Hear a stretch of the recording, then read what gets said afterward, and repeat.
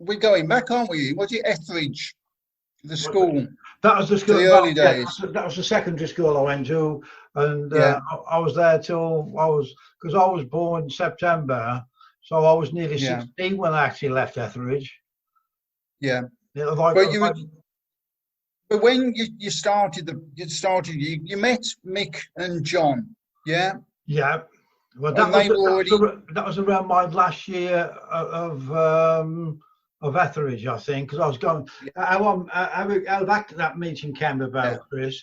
I was a member of the Bourne Youth Club down in Moxley. Right? Yeah. And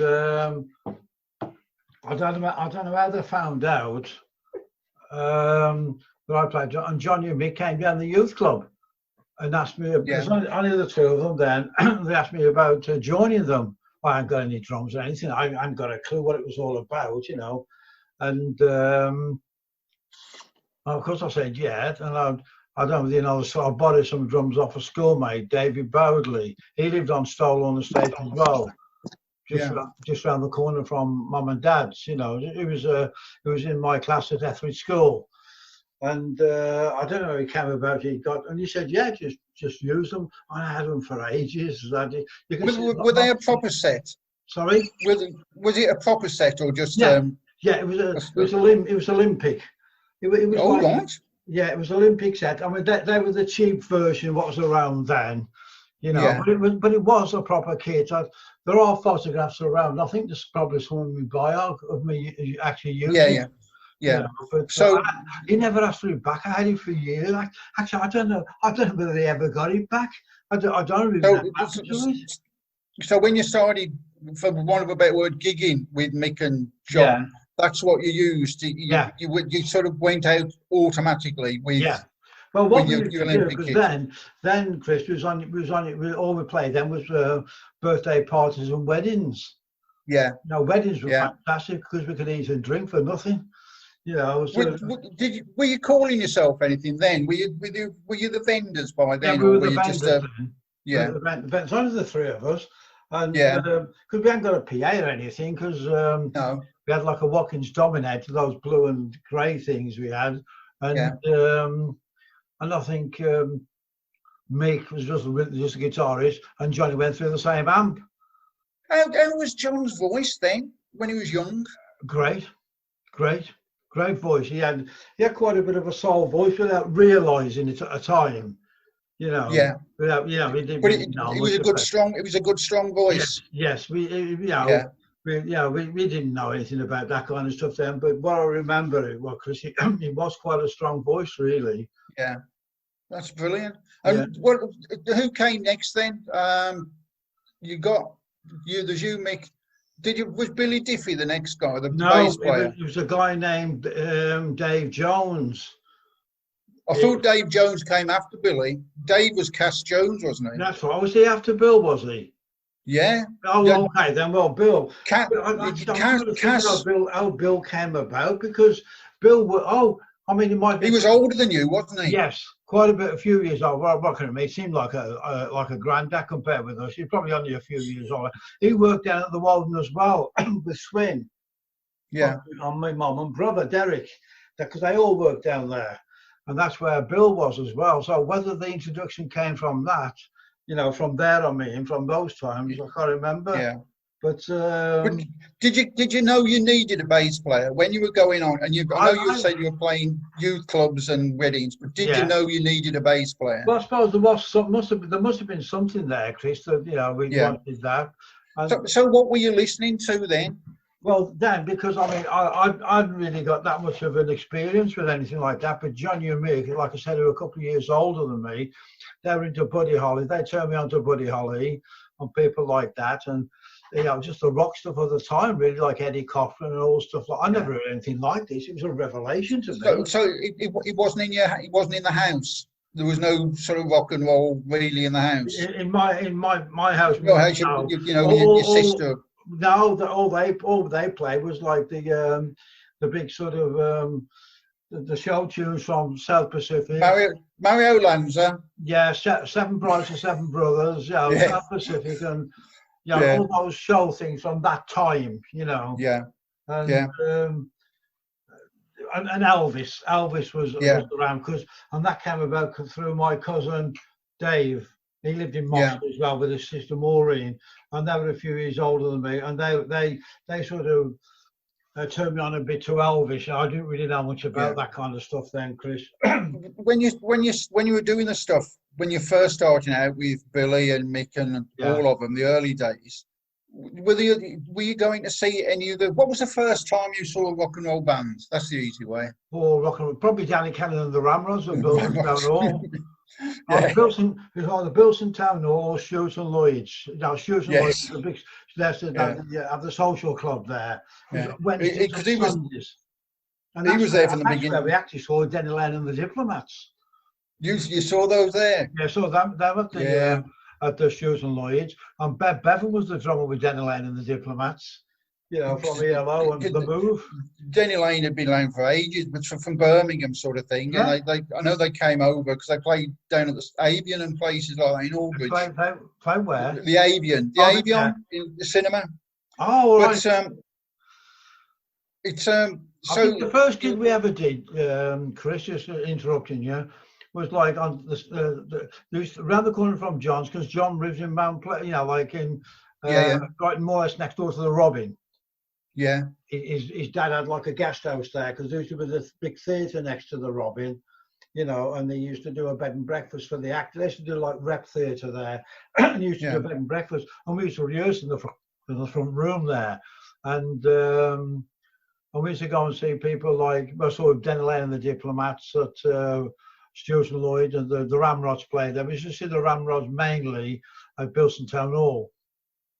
Yeah. And I've made contact with all of them over the last year or so. Well, Danny Cannon and all of them? That's it. Well, Danny Cannon was from Stowlawn, the same. Yeah. He actually dated my elder sister for a while. And also, what was his name? The drummer. I can't remember his bloody name now. I'm lost now. He lived on Stowlawn as well. Yeah.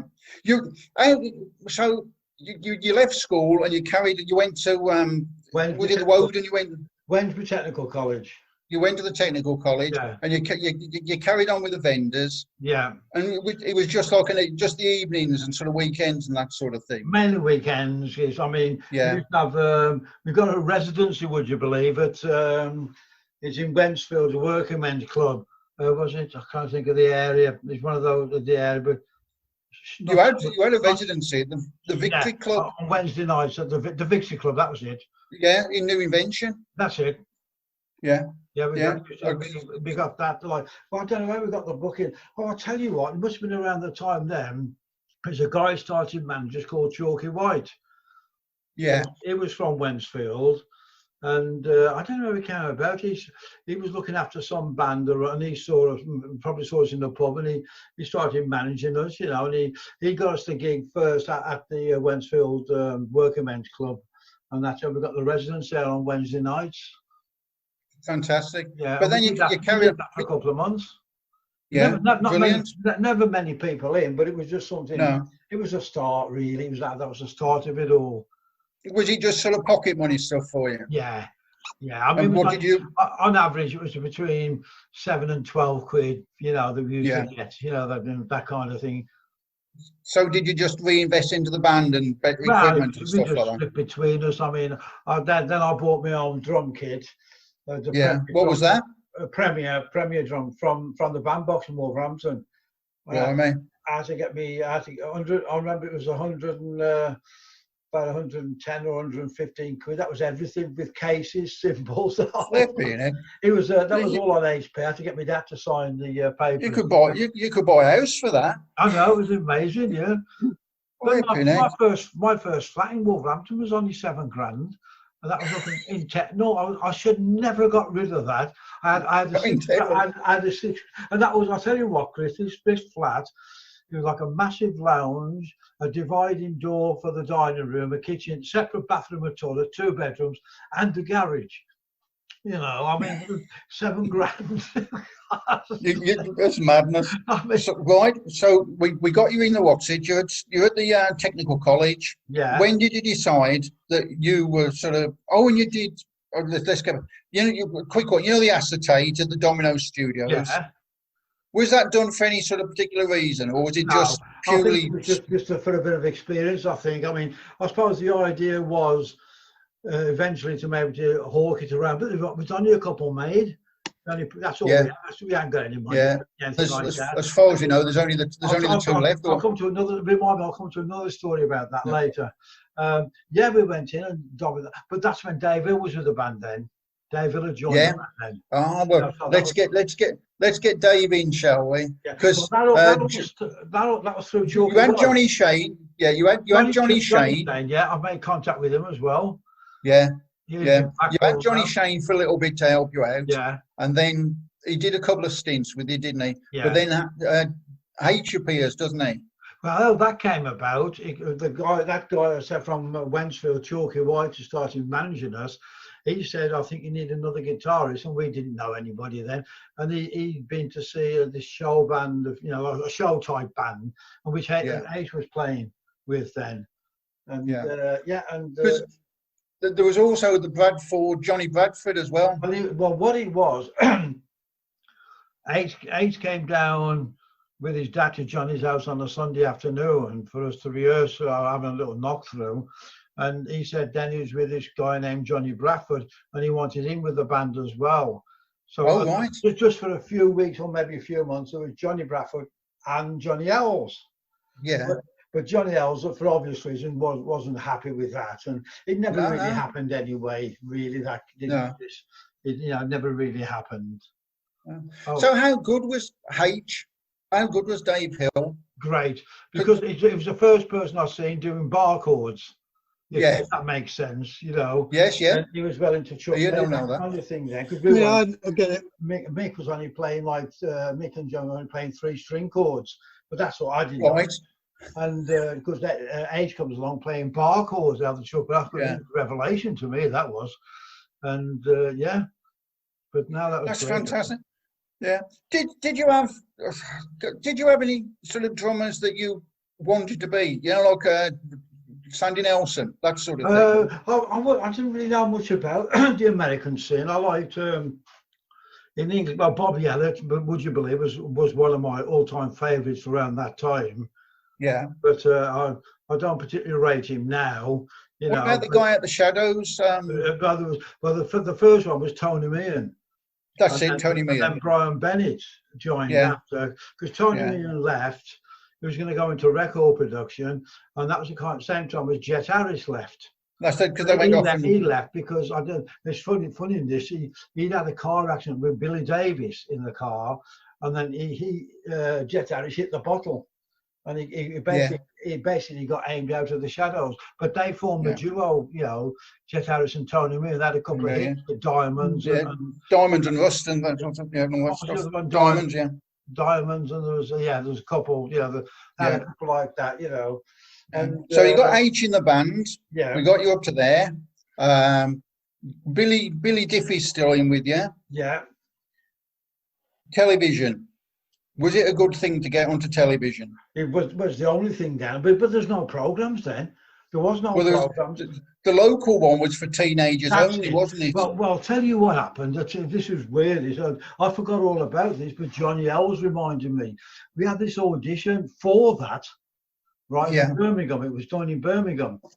And then I think I can't even remember how we got there. I don't know if we got there on the train or whether we got on the bus. I can't remember. None of us could drive then, but I can't remember how we actually got there now, Chris. But anyway, we got there, and bloody Bill Diffie weren't there. And we said, and I can't remember how. I think because before my parents didn't have a phone then. I didn't know how we came, whether it was a pay phone or how it was. It was a bloody work. So I couldn't get the day off. Couldn't get the day off. And we said, what was our big chance for TV? And he couldn't get the day off, or he never bothered, And that was so how long was he in the band after that then? Not long, I don't think, because he was, I think he was more interested. He wanted to get married. He got a steady girlfriend, and I think that they were more interested in getting married, really. Right. So that brings us up to about 64 with Dave Jones. Dave Jones. We discovered a couple of days ago. That was Sirius and the Planets he was with, wasn't he? That's it, yeah. Do you remember how he got the job? No. I've got no idea. I meant to ask. I must ask because it was Mick asked Johnny about about the year that he joined us, and he was Johnny who remembered Sirius and the Planets. I don't remember that, but I can't remember how he came around then. But he was a great bass player, and he was a decent singer as well. Yeah, and he was sort of 64. You became after that. You obviously became the in-betweens then. Yeah. And you went off. You were doing something at 64. You went off. You were still doing some good gigs with things, but when you changed your name, the In-Betweens, you seem to have got better bookings at the Civic and things like that. Well, I think that's when we went with Astro Agency. Yeah. That's probably around that time. Because you were playing with some weird and wonderful. You supported. I don't know if you remember. Kenny Ball and his jazz. Oh, we used to do a lot of that. That used to be, say, like Beatty's Christmas staff dance, and they'd have the Civic and the Wolfrun open. And they used to be open. Yeah, of course. They used to be open, so the crowd, it was all like Beatty, could go between the two. We played with Kenny Ball, we played Bob Miller and the Miller Men. I don't think we played with Ackerbilk. I don't know. No, I haven't found you with Ackerbilk. No, I found you with Kenny Ball. But you're also doing stuff with the Moodies and all the local. That was at the casino in Warsaw, and they were number one with Go Now. I know, it's mad, isn't it? And Stevie Winwood, all those sort of people. Did you ever? Spencer Davis Group, that was the Ship and Rainbow. Yeah. But we heard about this band, the Spencer Davis. We heard about this singer, this young kid. He was only 15 or 16 then. And we'd heard about this kid, anyway, I think we went to see them first before we played with them, and I started with it was the opening track off their very first album, the track called My Babe, and then it started. It was like a little shuffle thing, and there was like Muff Winwood and Spencer Davis doing the singing. I thought, what's the bloody big crack here? Nothing special. What's the crack, sort of thing. And then after about halfway through, and then he stops, and then Stevie Winwood comes in. I couldn't fucking believe it. There's this young kid. He's like, he's 15 or 16. I just could not believe the way he was. I'm playing guitar. I just could not believe it. I don't know what that means. But I mean, and funny enough, and I've got mates with Muff Winwood a long time after that, And I'll tell you what, I can't remember the drummer's name now, but he was setting his drummers book, but he wouldn't touch the hardware or any of the drums. He either had a pair of gloves on or he was holding them with dusters so he wouldn't get finger marks on the chrome. You did the thing on Barclay Records as well, that French EP thing. That was an audition we got offered. That was Bobby Graham, wasn't it? Sorry, Bobby Graham. Bobby Graham. He was. What did he do? He was like he got like a production deal with Barclay Records, the French company. So he invited us. We got invited down to London Pie Studios. It was, and just off Marble Arch. Sort of never been in a studio before, and it was only we didn't write our own stuff then. It was all the stuff we were doing. Like there's one song called "Can You Monkey Do the Dog?" And there's "Oopa-Doo." It's all the soul stuff we was like doing from the top. "Take a Heart" from the Sorrows in Stoke. Yeah. Was that because of John's voice? Did you do stuff to suit John's voice? Because you were saying John had a problem in the studio. Because it's like, if I can explain it, it's a different thing in the studio to singing live. He's singing with headsets on, and it's not like a live feel. And John did have a bit of a problem in the studio. He's not ever been the only one. It's a common thing, apparently, Chris. Oh, right. Was not totally off topic and things. Did Nod sing with his headphones on or his headphones off? One on and one off. So can hear himself as well as like thing. But now let me get back to this session with Bobby Graham, and he says about writing your own stuff, or have you got any original material? And we says, no, we don't know what that means. You know, we only thought Americans wrote songs. You know, we didn't know. Yeah. And things like that. You know, and it was of course, like you said, I've got a friend, because Bobby Graham was a session drummer as well. He played on things like the PJ Proby stuff, or a lot of the stuff you wouldn't think of. Any great drummer. But anyway, so I've got a friend who's is a session guitarist. He's started to write songs. So I'll invite him down to play some songs. And it was Jimmy Page. I've heard of him. Yeah, he's been about. You are. He's been around a bit, yeah. But I mean, he was dead straight then. He came in with his fold back Mac on, short hair, and his little his guitar and his amp, you know. And he played us a song called "Little Nightingale," which we recorded, and that was his song. Right.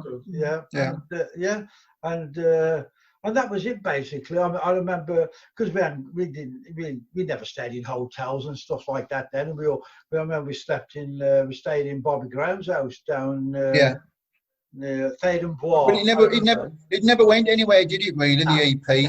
No. It's a collector's item now. What it was, it was released with a group from Stoke. That they were the Hills. Sorry, it was a group, the Hills.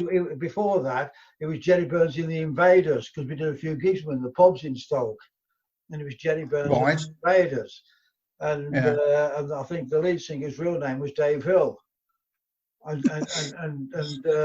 Dave Hill used to get by mistake get some of his royalties through the post. he never told him. Because he was a songwriter, he started writing songs. He won a lot, only a few quid, but he never seemed to age. Right. Right. So we're doing all right in '65. What we got next? 65, we went to Germany. '65, we went to Germany. And on the other ferry. It's on the same ferry. Was. It was Steve Brett and the Mavericks. Noddy Older. Yeah, it was the Memphis Cutouts. They started back in. Steve Brett became Steve Brett and the Mavericks, and he wanted some new Mavericks. Yeah, they were going to Frankfurt and Cologne, and we were going to Dortmund. They had I think 2 weeks in Frankfurt and 2 weeks in Cologne, or something like that. And we had a month in Dortmund, and that's how we got to know. We played a few of the Park Hall and what's that? Where the swimming pool is, just on the outskirts of Wolverhampton. Stu Pony. Played out a few times with the Mavericks. I've never ever, in all the 20-odd years I've been researching your gigs, found Steve Brett and the Mavericks with the In-Betweens on the same bill. There was another big hotel in Wolverhampton.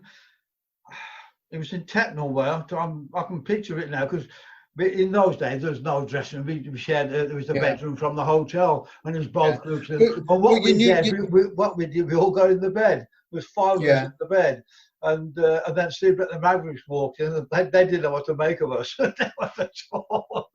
were a bit more. It's the In-Betweens, isn't it? That's why. Yeah, I mean, it was funny, that was. But then we sort of got to on the ferry over to. Did you know him? Did you know his voice then? Because this is leading on, obviously. Started, Chris, because when we used to play St Giles's a lot. Yeah. This other group started coming there called the before the Memphis Cutouts, called not the Pathfinders. It was something like that. Well, his original band was the Phantoms. The Rocking Phantoms. Yeah, the Rocking Phantoms, and the Memphis Cutouts. Well, we'd heard about this band, so hang on, somebody's trying to take our crown from down there. And I noticed not straight away. It reminded me of John Lennon, even then. I noticed not straight away. And that's how we came about later on, but I'll come to that later. And never really spoke to them, No. But you're aware of him, sort of thing. Yeah, because we heard about this man stealing our crown from St Giles's, and they were pretty good though. Okay, we'll give them that then. So you come back from Germany, and you and Dave aren't particularly happy, are you? No. No, I mean we wanted what we wanted to do. I don't know how we came about. We wanted to form a group with two lead guitarists. This is like years before the Allman Brothers or things like that. Yeah. And I remember saying, what about that bloke that was with the man, you know, the Rocking Phantoms, you know, because I don't really even know his name then, but we said that because he was the lead guitarist with that band. He was the lead vocalist. With the Mavericks. Yeah, now before the Mavericks with the Rocking Phantoms. Yeah, with the Phantoms. He was the lead guitarist as well. But I noticed him because he reminded me of John Lennon. You know, the way he sung, anyway, sort of, and. We bumped into him in Wolverhampton. It was just a weird thing. It was me and Nate. I don't know why, but me and Nate was up in Wolverhampton, and we bumped into him. Now, what he was doing in Wolverhampton, I can't remember now, Chris, because he was from Warsaw, you know, sort of thing. Yeah, off the beach down. Yeah, he was a Bloxwich boy. Sorry. He was a Bloxwich boy. That's it. And we went and had a cup of tea. He had a cup of tea in Beatty's. In Beatty. Can we look at that then? Because you came back from Germany. You came back from Germany. Dave Jones was going off to be a greengrocer. Yeah. Yeah.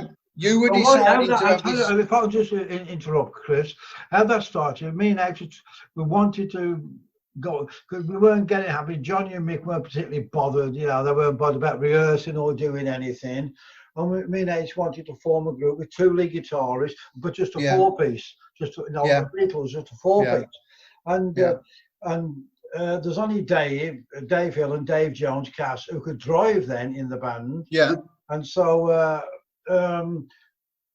Dave Hill was driving. Cass was starting to see Jenny Picknells then from Picknell's Fruiters, right?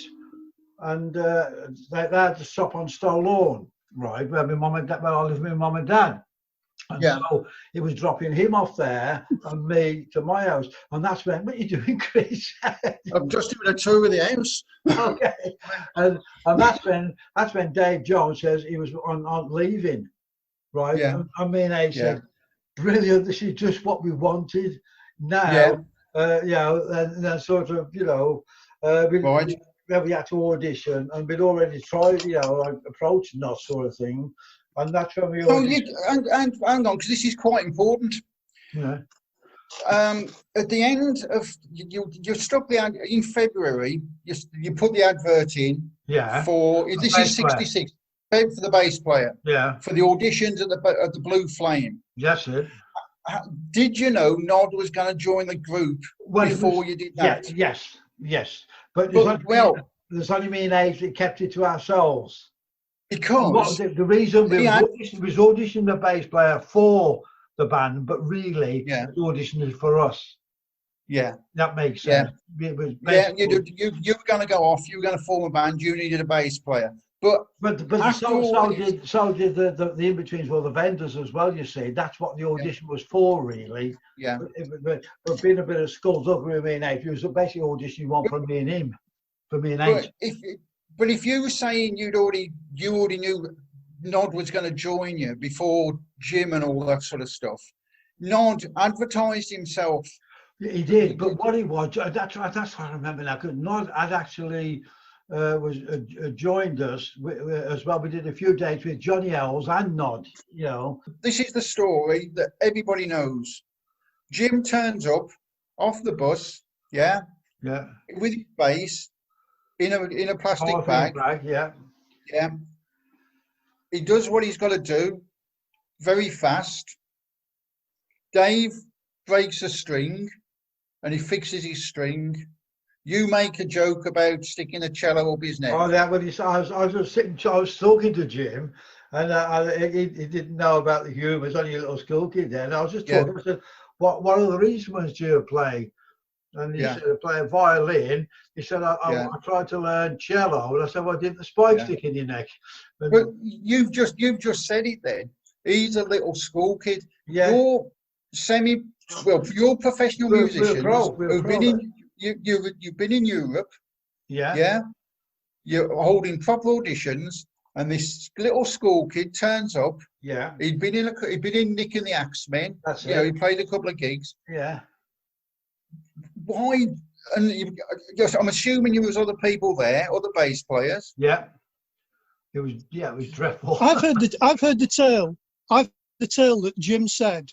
So did somebody else had been told they'd got the job, and then Jim was spotted in the hall, and then he tried out, and then everything changed. Well, Jim, I don't remember who else there was. Ian, it was a bloody horrible day. I mean, he was going through crap really, and Jim played great. I thought that, to me, that's the one. H wasn't sure at the start, and the same with Noddy wasn't sure about. Noddy said he's going to be great. He reminds me of John Lennon. You know. Oh well. So who was at the audition? John Howard at the audition. Yeah. Yeah. And Mick Marson. Mick Marson and obviously Cass wasn't there. No. So you got the four of you, and but this is what I think gets to it. Well, it gets to me that this little kid, as you described, this school kid, comes on and does all his stuff on his bass, and he gets the job. Yeah. And is that it? Is that the story? Oh, what it was, actually, then what it was, and that was, I mean, and I spotted him straight away, and I said to him, he's going to be. We talked about the band that we were going to form, and that was a bit of underhanded stuff we were doing. It wasn't for you. It wasn't for the original In-Betweens. It was for you. It was for you and Dave. Audition for that, but. It was ultimately for the band that me and H wanted. That's what we got. And then what we did, me and H went round to Jim's house with his parents in Cotswold and told him, because he was a mega fan of the In-Betweens or the Vendors, whatever it was, and he was a bit disappointed at first when we told him, that's what we're going to do, That he wasn't joining the In-Betweens he wanted to join. He was joining your version. Yeah. We had to keep it like anyway. Yeah, it was like that. Yeah. Mick was still with the band just before that, but Mick was just getting out of it. He wasn't bothered anymore. He wasn't even. He didn't even have plectrums anymore. He used to use a bloody beer mat. So again, the big story at some point was the 1st of April gig, which never happened. No, but I don't know where that came from. When Nobody's Fool came out. It was all in the LP. It was all very convenient that you formed the group on April the 1st. Yeah. You wore the red noses. So it was just PR stuff. That's all it was. Basically, but I don't know where but it sort of stuck for some reason. That April 1st was stuck with us. Was stuck for some. But it's a nice story, Don. It's a nice story. It's a nice story. How it came about that we used that date. I don't know. Keith Alford. The reason. What we did, we had this, that 60, was it 65, 66? We had the usual, no, it must have been 65. That we used to do the weeks at the 400 Ballroom in Torquay. Yeah, that's right. And we always, and it was like Johnny Ells sort of got friendly with this girl. We were all staying in a caravan up in Paynton. That's all we could afford. And Johnny Ells arranged a date with this girl this one night, and he said, will you do the gig on your own tonight? And it was just exactly what we wanted. Just the four of us, me, the band as you know it, all you got to know. And it was a fantastic night for us. Everything went right, and it was just brilliant. And we were all happy. We were so high when we got back to the caravan park. Johnny was in bed because his date hadn't turned up. But I mean, when you got back, he went off with Blues Ensemble, so he was happy. Yeah. So you were then. It was the four of you, wasn't it? You were the In-Betweens. Yeah. AKA Slade. We were with Astor Agency then, and they never thought much of us. It was always, but we if you like, we did pull the crowds. I was only playing Ship and Rainbow and places like that, but we did pull the crowds, the Queen Mary Ballroom and things like that, and so they had to keep us, if you know what I mean. But then, do you remember Roger Allen? Yeah. Well, he had. He had a sort of a small agency around Wolverhampton because he had them on, a few people like that. I took him out for a drink not long before he died. Really? I mean, he was great. That was an experience. It's been years since I've seen him. He used to run the Park Hall and the Connaught and places like that. But anyway, sort of, and then there was the Nita Anderson agency, right? He started working there for a while, and then what happened? There was with Roger Allen, Astra Agency formed a thing with Roger Allen. It's called the Astra Allen Agency, right? Now, when they noticed their mistake here, and what they did, they was doing new contracts with everybody, like the Montanas, Finders Keepers, the Californians, whoever was under that stable at the time. They never even came to us with a contract. That's how much they thought of us.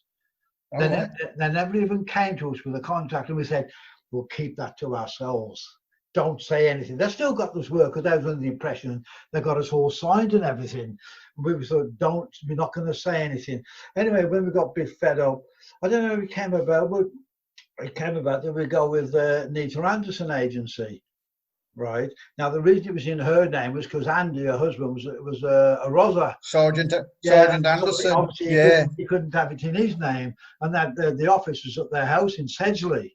And when we used to play like the Ship and Ramp, he'd obviously turn up after he'd come off duty. He'd come up there in his uniform. He'd come to the gig in his uniform, Daft. And so, who was driving then? On the silly question, was it H and Nod? Was it H and you or Nod? Oh, Nod. No, I didn't have a license. Me and Jim didn't have a license. We got it that year. Was it 67? We had it within a week of each other. Me and Jim. I had mine first, and then because you were starting to go farther. Yeah, when I say far, we could places like Liverpool, which was a long way for us. Then. You did the Scotland things as well. Which the old van. We could only put 4 gallons of petrol in the van at the time because it had a hole in the petrol tank. So it'd only take 4 gallons, but 4 gallons was a pound. It was a pound there. 4 gallons was a pound. I don't know. It's mad. But we got to know exactly where every petrol station was around the country, so we knew how far we could go. Things like that. Because that petrol station, so we can get there and put another 4 gallons. That's the way it was then. That's what a lot of the new bands they don't know about things like that. You know what I mean? Because we had the old J2, because the heater didn't work in the van, but the engine was in the middle, right? Yeah. Between the driver and the passenger, the engine was in the middle. We should take it in turns sitting on there, because that was the warmest place. We used to take it in turns, because it was bloody freezing in that van, because it was like there was holes everywhere in the van and everything like that. It was like falling apart, basically. It did actually fall. It broke in half in the end with the van, but it wouldn't go anymore. Well, this is taking us up to Kim Foley, isn't it? Kim Foley, that was 66. So end of 66. The better run was the single was and how that came about. Then, because we was only playing like local gigs, we're still with St Charles's Youth Club then, and then we got a gig in London called a place called Tiles in Oxford Street. Yeah. And it was like an all-nighter place. I don't think it lasted that long. I can't even remember where it was. It might have been somewhere near New Street. But it was like, but what they did, St Charles's Youth Club, they got a coach together with all the youth club members to come down and cheer us on that night, And of course, like we were unknown. I can't remember who else was on that night. It was probably I know we did some gigs with the Equals, with Eddie Grant when he was with the Equals. And I should know. I've got the advert for it. Yeah, but was it Crispy and St Peter's? Crispy and St Peter's was the first one. Yeah, he had that one. You were on my mom. Pied Piper, yeah. And because it was weird in those days, it's like with the Hollies, there was no ego things there because everybody shared the same dressing room. You know what I mean? There's no ego things there, but that's the way it was. Only one dressing room. The same with Will and All Pass. It was just like the storeroom at the side of the stage. Yeah, we played Tiles, and of course when the curtains out, all the kids from St Charles's was all screaming and shouting. It was a bit embarrassing, really. Carol Williams. Was she there? I don't think she was there. It might have been. Was she not there? It might have been. I don't know actually. Must ask her. Might have been a fan club thing, sort of as well. Mainly from St Charles's, and that's where Kim Fowler was. That's when Kim Fowler saw us. I must say about Cream, because like I said about sharing the same. Yes, please. Because like they turns up and like sort of like Gingerbread got the long red hair and the beard, looked like a bloody mad Viking, And I always remember they had the guy who used to write a lot of the stuff, and Pete Brown, was it? There's a lot of stuff with Jack Bruce. But anyway, I remember because the stage at Windmill Bass was on a slope like that. Yeah, yeah. And had a drum riser there, you know, to bring their drums up straight. But Ginger Baker, he had the big double silver Ludwig kit, silver sparkle Ludwig. He had it set up in the dressing room, and nobody could move. Everybody was standing there like this, you know, couldn't bloody move. And the way he looked, he was dancing all over the drums. I remember thinking, bloody hell, he must be rich. He was out of his brain. I'd not known about anything like that then. And he was dancing all over his drums, all over the tom-toms and everything. Because, like, you know, everybody was scared to ask him to move because he looked like a bloody... Well, didn't Robert, because Robert Plant was with Listen. He was on the same. He was with Listen, wasn't he? Yeah, but didn't he ask him? Sorry, I'm coming to. And I was trying to talk, and I was trying to talk to Eric Clapton, and he was standing there. And he got I didn't know. He got a joint, right? And he was out of his skull. And I'm trying to talk to him, looking at him. He's just staring into space. I thought he ain't well. He ain't well. He's out of his skull. But I remember because like we were standing there, and it was Robert Plant. The same was on. Cream got £125 for the gig. We got 6, and Robert Plant got 4, right? So, but then that was like £1.10 or £1.50 each. That was anyway. Yeah. So like I said, Baker had got his double kit set up. It was only the store cupboard on the side of the stage, and Robert Plant goes up to Ginger Baker and he goes, "Mr. Baker," he said, "would you mind just moving your drums over there for a while?" So he said, "Fuck off." Okay. I think that's a good place to end.